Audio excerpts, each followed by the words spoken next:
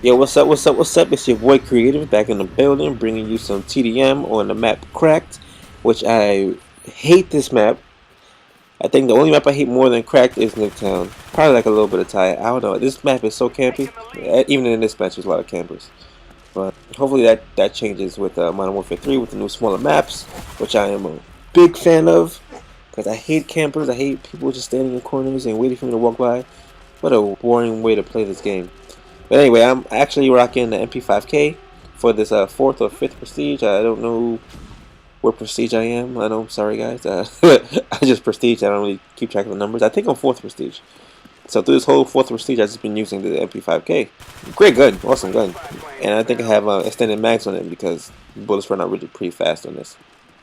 But what I really wanted to get to... Look at this guy camping underneath. Anyway.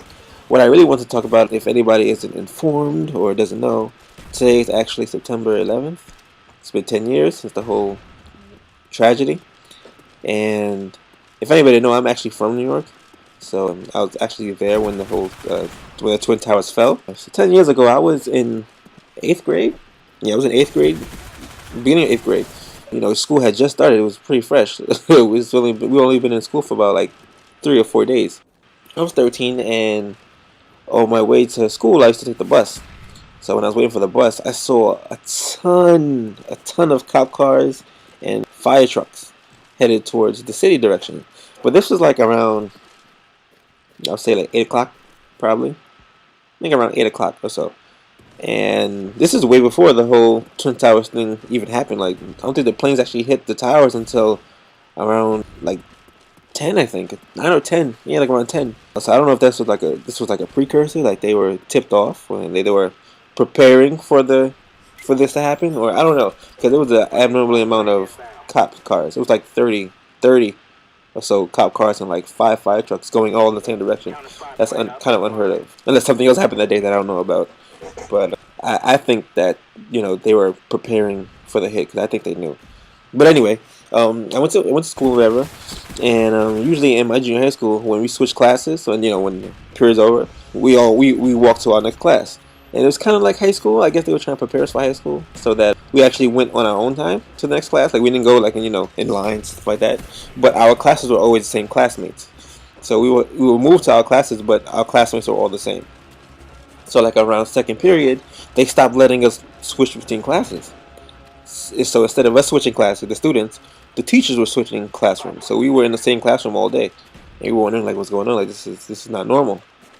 And then a little while after, people's parents started coming up and picking them up from school, and we weren't getting any kind of explanation as to what was going on. And we were like wondering like what's going on. Like why are their parents picking them up? Like we're 13 years old. We don't want to be in class. So we were like, where the hell are our parents at? I want to go home. So after a couple classes, I'll say like around 4th or 5th period. This is like around, probably like around like 11ish or noon time. My stepbrother. He's my aunt's husband at the time, so my step uncle. He came and picked me up, and I was asking him like, why is everybody leaving school? Like, what's going on? Like, something going on? And he was like, oh, you didn't hear? The trade towers fell.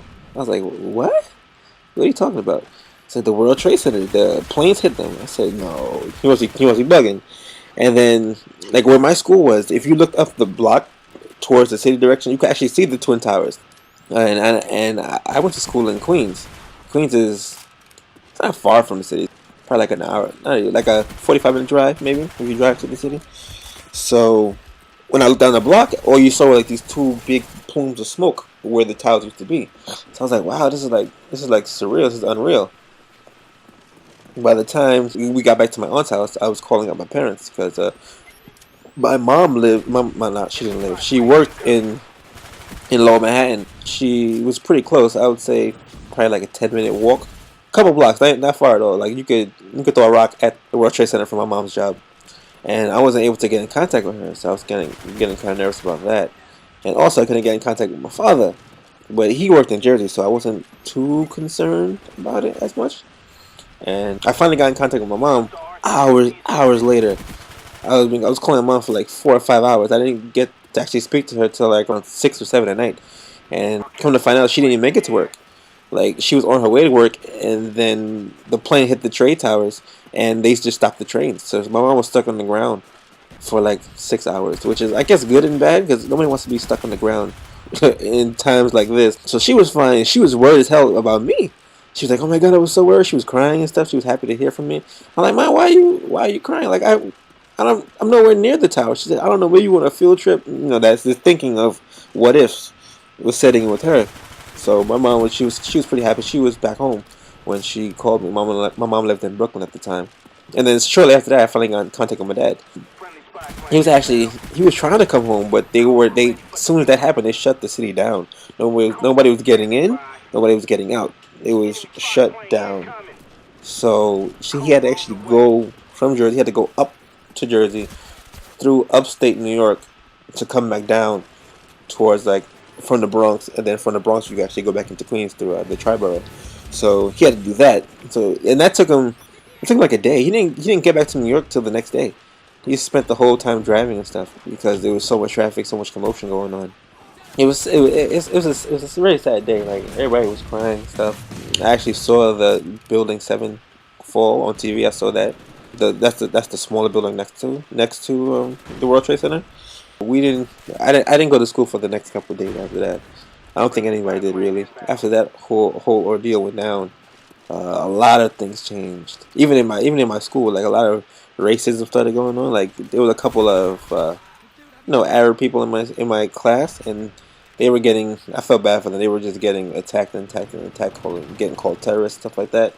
So for the people's family who were actually in the World Trade building at the time, prayers go out to you. And just keep your head up and stay positive.